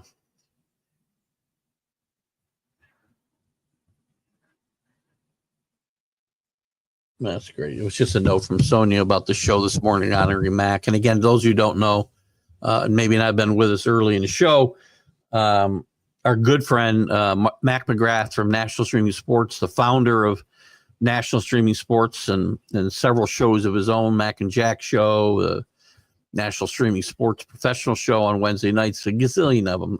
Iron Fist was his brainchild with Jack Hirsch, the great Jack Hirsch, and a good friend of this show, and Frank Laterzo. It's a fun show. If you haven't checked it out, please do. Don't know what Frank's been with us this morning, too. If you're still out there, Frank, good morning. Tom Adamczyk, good morning. Sonia, good morning. Tip, good morning. Don't know what's going to happen with some of the shows that air exclusively on Roku, let's say. Like Jack and Frank's show. I don't know what'll happen with the Mac and Jack show. Sonia's done a very good job of filling in for Mac on hosting pretty much all these shows. I told her it's funny because I'd show up. It was easy to do Mac shows. I'll get back to your comments in a second. It was easy to do Mac shows. I'm going to put this up again real quick since I'm talking about this one more time. For those of you who heard it this morning, I don't apologize. Sorry you got to hear it again, but that's not a real apology. Mac made it easy for me because the other shows you got to prepare. You got a lot to do, although this show's easy because I follow your guys' lead. I do have things to talk about in case we don't have that lead. But interviews and all the other shows, you got to prepare. And sometimes I'm more prepared than others. And sometimes we can just wing it. And I have fun doing that sometimes. But with Mac, I never had to prepare. He knew the hot topics. I pretty much knew what he was going to bring me. I didn't have to go prepare a lot of stuff. I made a few notes in case a topic came up. But pretty much it was off the cuff and we had a lot of fun. We'll miss our good friend, Mac McGrath. Our thoughts and prayers are with Linda, his wife, and his family, and Mac will be missed. And the pain is gone, and he's in a better place. So good for you. We wish you Godspeed again. All right, where did I miss off here? A lot of comments on behind, huh? Not too far.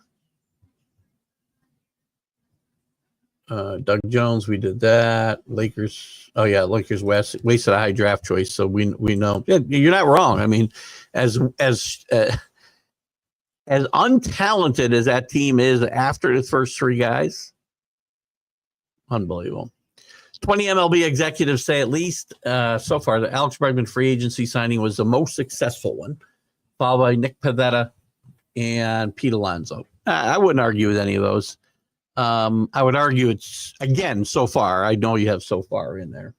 It's a little early to judge these things, right? I mean, Pivetta could fall on his face for the next 6 months. Bregman could get hurt, or he could go into a funk. I wouldn't disagree with any of these comments. And again, to talk about baseball, we have to talk about, again, surprises. Nick Pivetta falls into surprise category here for me. You know, the A's are playing good baseball, falls into a surprise category for me. The Braves haven't. That's a surprise. Or maybe not. Maybe we should have seen it coming with the injuries, but I don't think so, because you didn't expect Sale to turn into the Chris Sale he was with the Red Sox.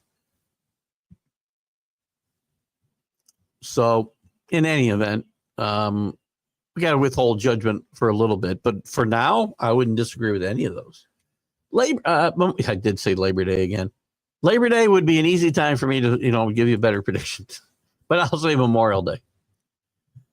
Absolutely, Nick. Drew Holiday, ex-Bruin. I'm going to tell you something, Matt. I said this while the Bucks were on their championship run 4 years ago now, right? I think. Maybe it's 5. I don't know.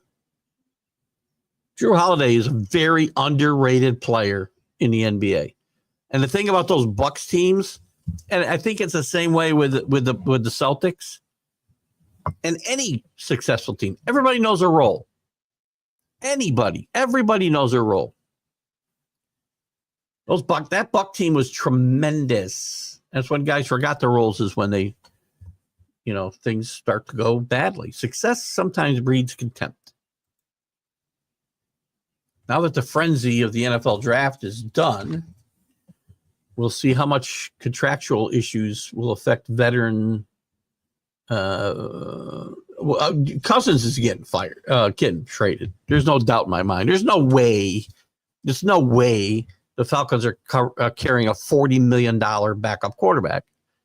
Now, they better have a veteran option, because all this stuff I keep hearing. I ripped the Falcons badly, by the way, for taking Michael Penix.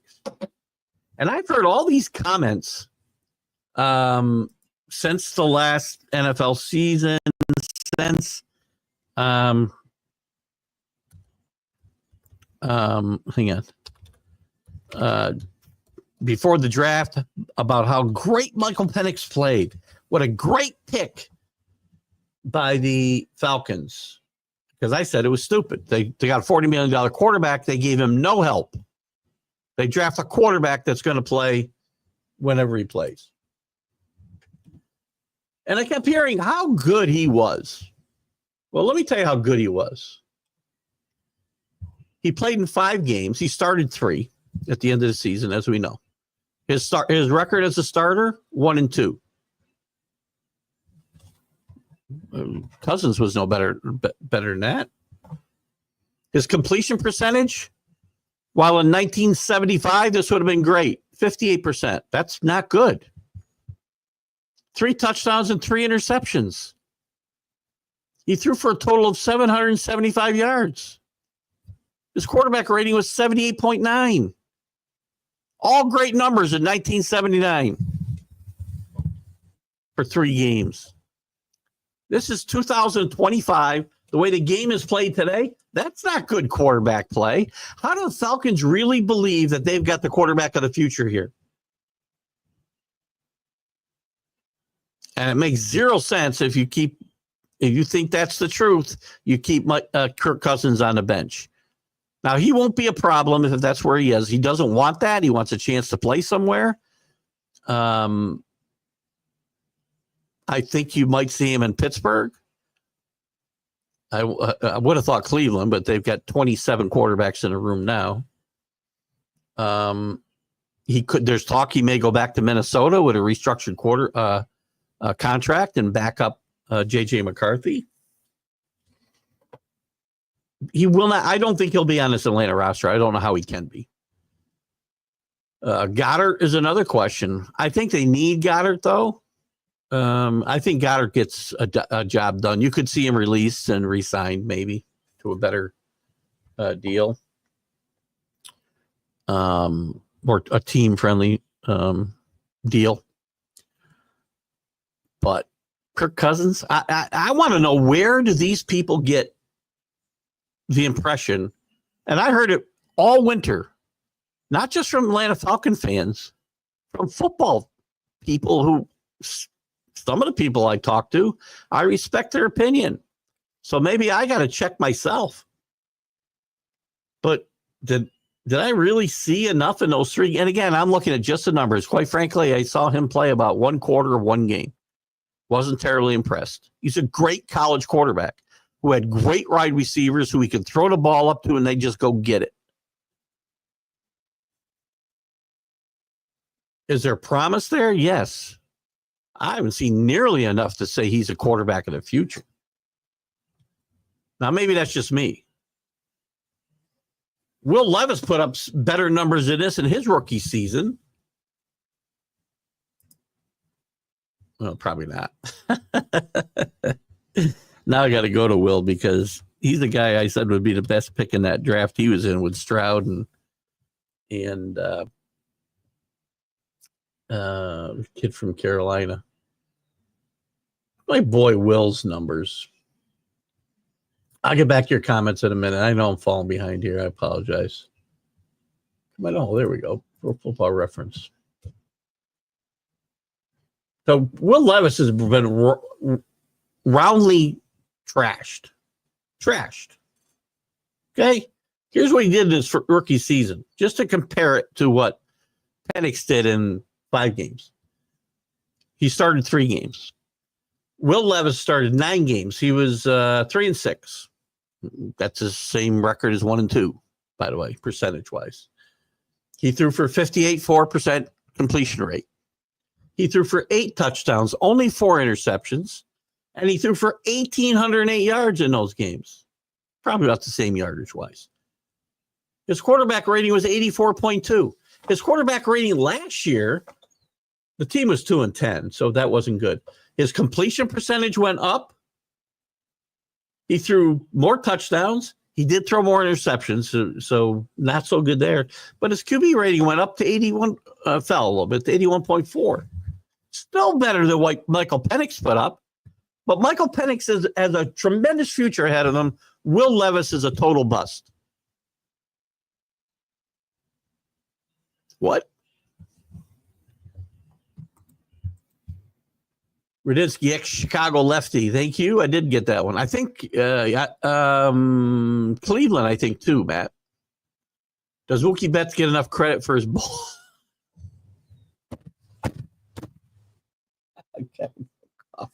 I got to bring cocktails. Now, to be fair, Mookie Betts is the best professional sports player from another sport, not bowling, since Jerome Bettis. So I'll give you that. I'll give him credit for his bowling prowess, yes. And I'm a bowler. I'm retired, but I'm a bowler. Too many years. About 30 years of bowling. I'm retired. My wife wants me to come back and bowl in a couples league. I don't know if I will or not. We'll see. Fantasy baseball update on the last week. Oh, I got to do my stuff. Rick and Keith are in a dogfight at 9-8. I'm losing 14. He's losing 14-6. Neil Bush is getting creamed 1-17. He has pitched way more than enough innings to qualify. Oh, God. That doesn't show up, I don't think, until after the week's over, right? If you don't have enough pitching, it doesn't show up in the day-to-day matchup standings or points. Good old days. Hogan, the giant. Roddy Piper was the best. Paul Orndorff. How about the great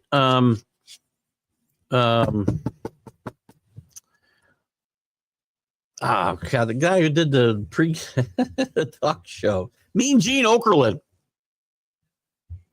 had a great line one day. They were talking. He was arguing with a wrestler about golfing, and they said to the golfer, said, "Yeah, Gene, what do you shoot?" He goes, "I shoot around 80. If it gets any warmer than that, I don't go out." Diamond Dallas Page, thank you. That's the guy I was trying to think of. If you have the name of that documentary, I don't care if you're a wrestling fan. It is a very interesting documentary. And again, you have to take these things with a grain of salt in some ways, because again, it's edited a certain way, but it was very, very interesting. And Jake the Snake was part of that documentary. You think you saw the documentary Jake the Snake? I think it was called The Resurrection of Jake the Snake. I think that sounds right. And it was DDP that helped him. It was him. It was definitely Dallas, Diamond Dallas. Because I don't remember Diamond Dallas Page, quite frankly. I think he came along after I had given up professional wrestling. Now I got to find some professional wrestling sites to share the show to, so that we've got so much wrestling talk. Scott Hall, Razor Ramon, also in that doc. What's interesting, and Phil Mushnick in the posts this all the time about all the wrestlers who have died very young deaths, often because of, at least attributed to, steroid abuse and other drug abuse, and it's just an interest. There's a lot to be interested in there. Shedeur just happy to be picked, quit turning into something that it isn't. Well, I'm just saying, he should be happy. I don't know if you're talking about my comments, Matt, or his.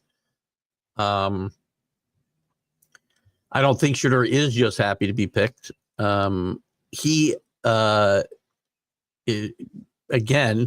why he got picked where he got picked is still a story. I said Shedeur was not a first round talent.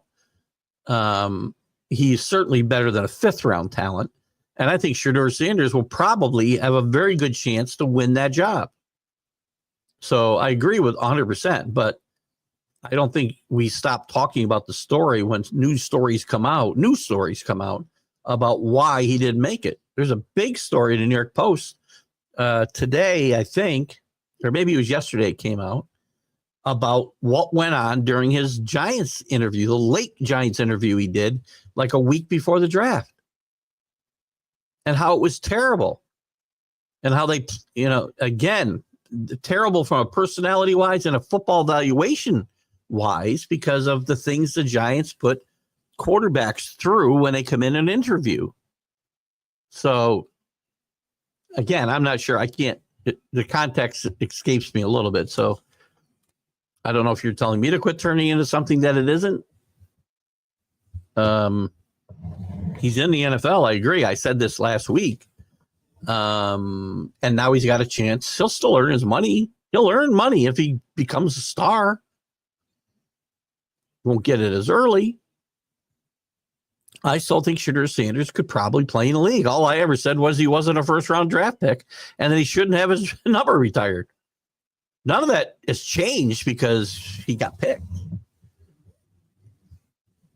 And if you think Shedeur and Deion are happy he got picked in the fifth round, that's not accurate either, by the way. He should be happy to be in the league. And I hope he learns a lesson. Again, this is a great lesson for young people, man. Learn some humility. You're in the league. Don't go into there think you got anything given to you. You're a fifth round draft pick.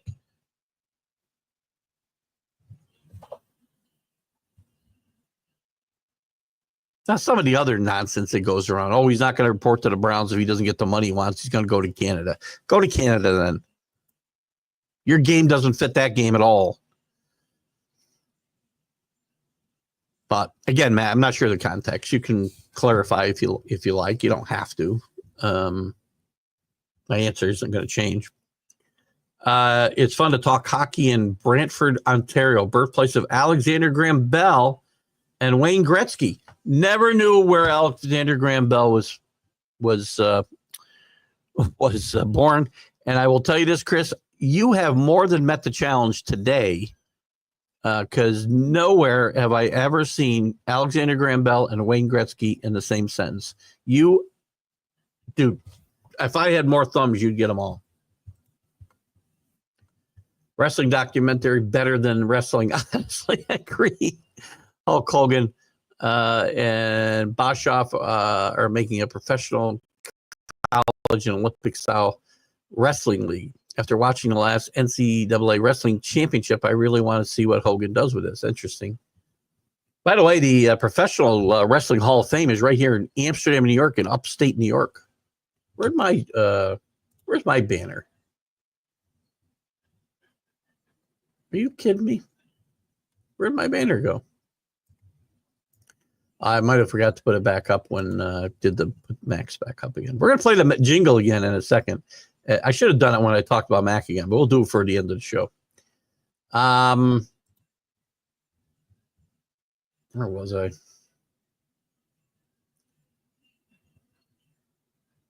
Wow, this is this far away. Oh, I see. I quit picking. Okay. Wrestling documentary. By the way, watch Mickey Rourke had made a comeback movie called The Wrestler. It's a great movie. Great. He might have won an Oscar. I'm not sure. He was nominated. It's a few years old now. It's a great, great movie. AC played hockey in Canada. Are you from Canada, by the way, AC? I don't think this has ever come up. I have played against Barry Melrose coach teams, and I can never cheer for Canada in hockey.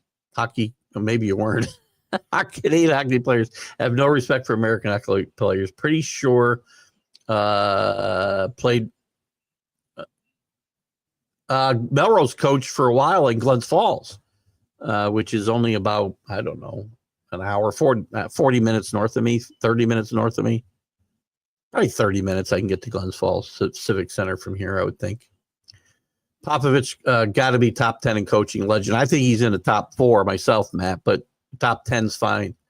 To me, I've got, in no particular order right now, I would have Phil Jackson 1, although he had the best players. Auerbach 2 also had some of the best players, or maybe the best player. Pat Riley and Pop. Great one. Come here, I need you. That was it should have been. That's a good one. Sure, that one is awesome. Great timing there. My favorite comedy is 50 years old this year. Monty Python Holy Grail. It's just a flesh wound. It's a bloody stump. Some people think my number 1 movie overall, The Princess Bride, is a comedy, but it's much more than that. I would agree with that. I haven't seen The Princess Bride forever. It's a great, great movie. Monty Python and Holy Grail, always will stop and watch that movie. Slapshot's still better. You want Tortorella in Boston. He'll do great for a couple of years. You might even get a Stanley Cup. Bronny will be out of the league in 2. Hello, Tip. How are you, buddy? Good to see you. Catch Michael Tipton's show, The Tipping Point. You can catch that on YouTube and on the Roku channel. Tip, feel free to put your days and times in the comments. I'll be happy to share. Paul Spot, where'd you go, Paul? Mac took a chance on a weird sports radio. I wouldn't say weird. You changed your picture there. You don't look as much like Rip there. Mac took a chance on a weird sports radio guy like me and welcomed me to the national streaming sports family. He was a good man and a great broadcaster. We feel the same way. Tip, I had mentioned on the memorial show that Sonia put together this morning that, you know, I think other than Jack, I came in probably next after Jack. Jack and him were doing the Mac and Jack show for a bunch of months before Linda reached out to me, asked me if I wanted to be a guest, and turned into every Friday, every Sunday, and then later on every Wednesday. And he brought a really eclectic group of people together. I can tell you that for sure. And some of the people that have come along recently, including yourself, Tip, have added a lot to the network, and that's That's a compliment to Mac as well. Yourself, Sonia, James, Bo. So those are just some of the names from, the most recent, the last year or so. Well, Sonia and James might be a bit longer than that, maybe 2 years. And brought a different energy to the show and the shows, and it's been fun doing them with you. So no matter what happens, I hope we can continue to collaborate in some way. And Tip does a great show called The Tipping Point, so check it out. I will play the jingle Mac did for me. They're very cheesy, and I mean that in a loving way. Very cheesy. I'll play it right now while we got 19 people. Who wants to hear this? I'm going to play it again right now. I'm going to play the Mac. Mac did this jingle for me. I rarely use it unless we're trying to have some fun. Keith Engle, the guy with the sports talk show. On the internet, he's the guy that we all know. If you love your sports, he's the guy for you. He has lots of shows on Roku. Keith Engle with the TGI Sports Talk Show. The late, great Mac McGrath. Mac had a great voice, by the way. Mac did a lot of the show intros, including the one you hear all the time. And he had a dream of putting together a streaming sports network, and in my mind, he did a great job there. So thanks, Tip. Put your stuff up. Derek Bogard's last goal came out, a breakaway slap shot. Great play-by call. Bogard bombs away, scores. The hockey players and soccer, and I don't like soccer, except every 4 years, have some of the greatest announcers going. But in hockey, nobody will ever replace Doc Emmerich. Never. We got about 11 minutes left, guys. If that, this girl, I'm telling you, Bill, you and I don't often agree on Belichick, but this whole thing is off the rails. This woman is batshit crazy. I'm telling you right now. She hijacks interviews. She's got him. She's CC'd on all the internal North Carolina emails. The whole thing with Hard Knocks, if you remember, Hard Knocks was going to go to North Carolina to do their show this summer, and she insisted on being an executive producer. We've seen all kinds of stuff over the last year or so. The Bill Belichick, oh my God, what a predator type attitude. You know who's a predator in this relationship? She is. What's her name? Jordan Hudson? Henry Hudson? I don't know what her freaking name is. Bill, you didn't give a shit what people thought for excuse my French to Roku people or any people that are offended.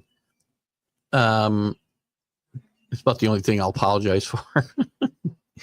You didn't give a crap what people thought, the media thought forever. Now you're on TV and you come off badly and you got to issue you got to send an email out explaining yourself. No, you don't.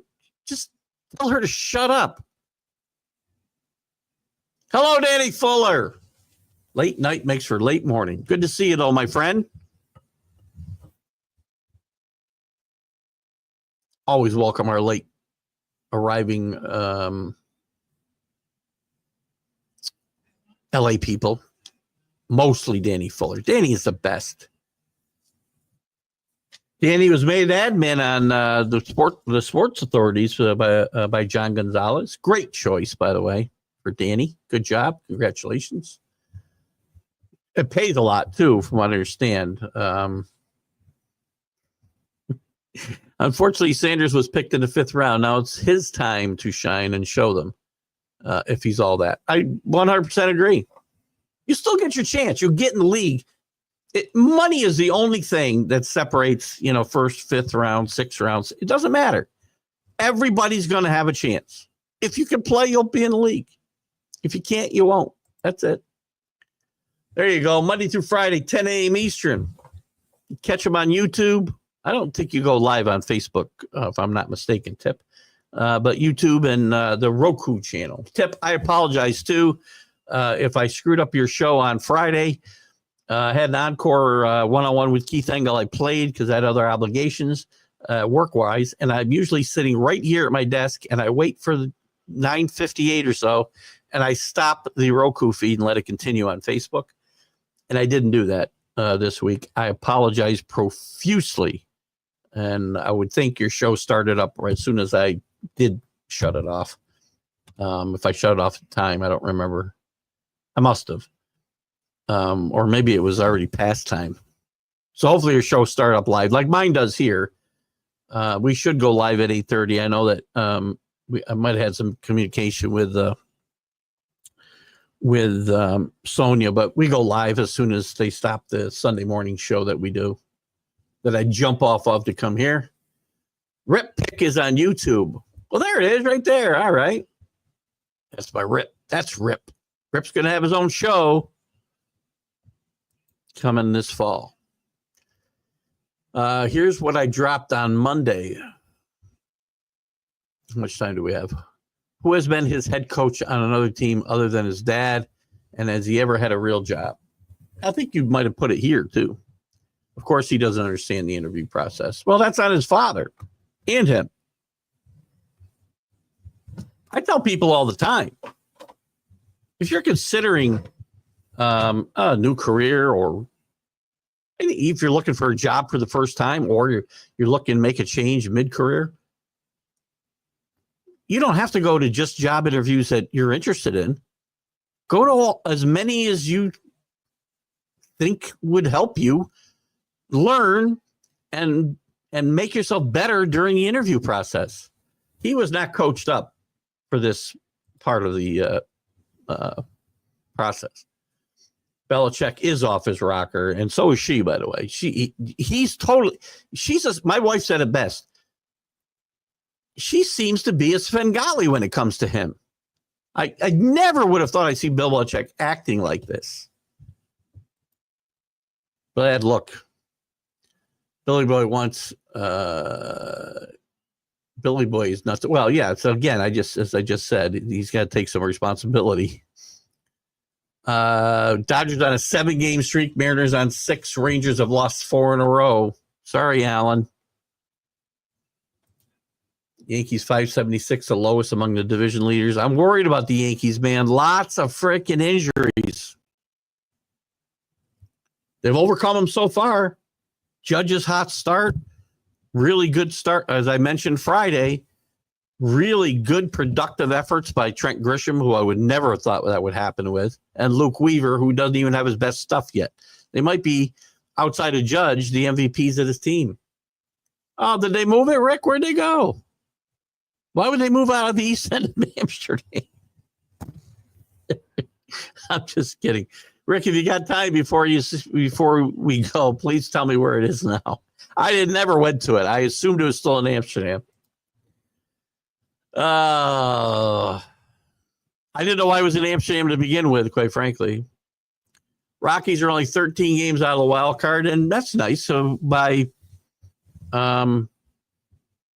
September, they'll be about 68 games, 65 games. So Rockies, as of the other day, were on a 31 win pace. Congratulations to the Rockies. You are a new poster child for most losses in a course of a year. Guys, great show today. I might wrap it up a couple. If you've got a couple comments, you can put it here. I just want to kind of wrap around my comments and comment one more time here. What do you got here? I have no reason to think DJ's got anything left in his tank. It's been 4 years since he had a decent season. He's been hurt and or ineffective the last 3 seasons. Now, he has played, I think, 5 rehab games, hasn't gotten hurt. The fact that that's how low the bar is pretty bad.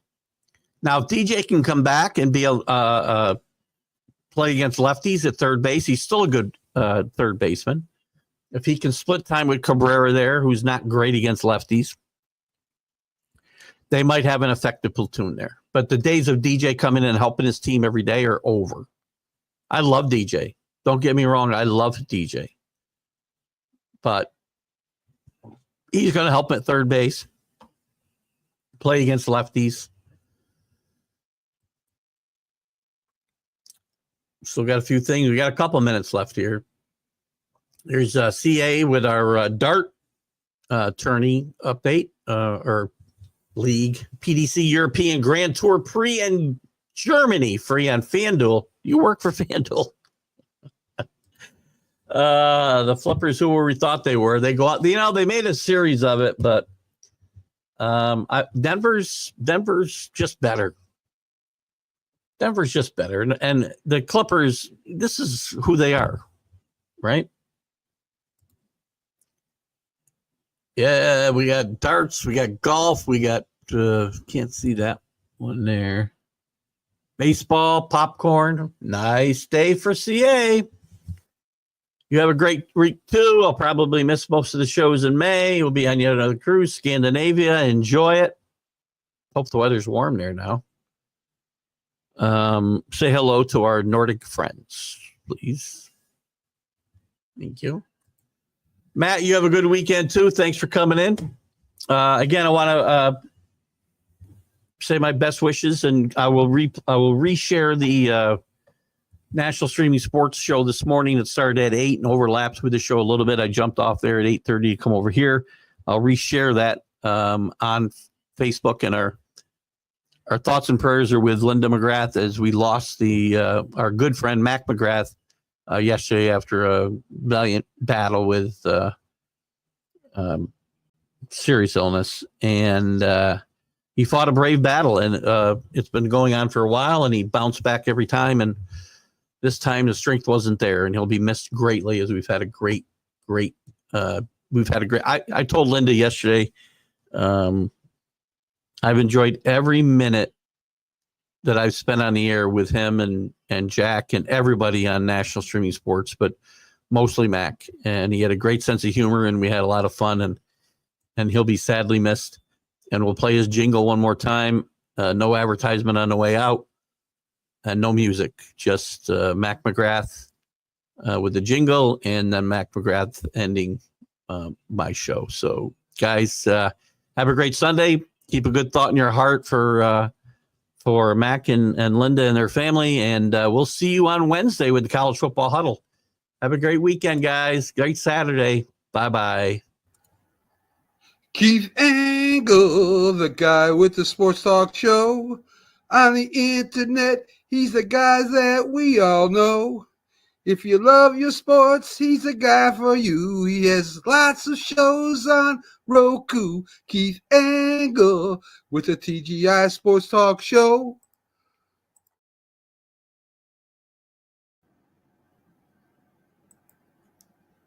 You're listening to Keith Engle, the host of TGI Sports Talk on the National Streaming Sports Roku channel.